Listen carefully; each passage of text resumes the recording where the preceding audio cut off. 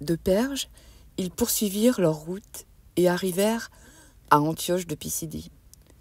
Étant entrés dans la synagogue le jour du sabbat, ils s'assirent. Après la lecture de la loi et des prophètes, les chefs de la synagogue leur envoyèrent dire « Hommes frères, si vous avez quelques exhortations à adresser au peuple, parlez. » Paul se leva, ayant fait signe de la main, il dit « Hommes israélites, et vous qui craignez Dieu, écoutez.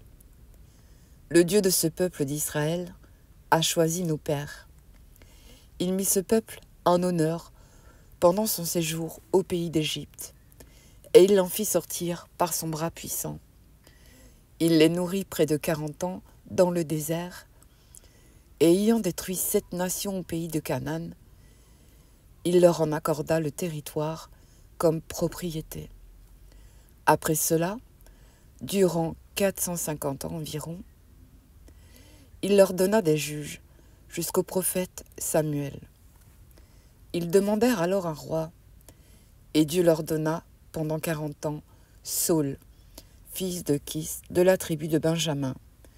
Puis, l'ayant rejeté, il leur suscita pour roi David, auquel il a rendu ce témoignage. « J'ai trouvé David, fils d'Isaïe, homme selon mon cœur, qui accomplira toutes mes volontés. C'est de la postérité de David que Dieu, selon sa promesse, a suscité à Israël un sauveur qui est Jésus. Avant sa venue, Jean avait prêché le baptême de repentance à tout le peuple d'Israël. Et lorsque Jean achevait sa course, il disait « Je ne suis pas celui que vous pensez, mais voici après moi, vient celui dont je ne suis pas digne de délier les souliers. Homme frère, fils de la race d'Abraham, et vous qui craignez Dieu, c'est à vous que cette parole de salut a été envoyée. Car les habitants de Jérusalem et leurs chefs ont méconnu Jésus, et en les condamnant, ils ont accompli les paroles des prophètes qui se lisent chaque sabbat. Quoiqu'ils n'aient trouvé en lui rien qui soit digne de mort, ils ont demandé à Pilate de le faire mourir.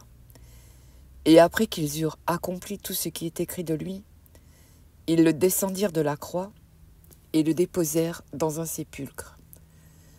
Mais Dieu l'a ressuscité des morts. Il est apparu pendant plusieurs jours à ceux qui étaient montés avec lui de la Galilée à Jérusalem et qui sont maintenant ses témoins auprès du peuple. Et nous vous annonçons cette bonne nouvelle que la promesse faite à nos pères, Dieu l'a accomplie pour nous, leurs enfants, en ressuscitant Jésus, selon ce qui est écrit dans le psaume 2.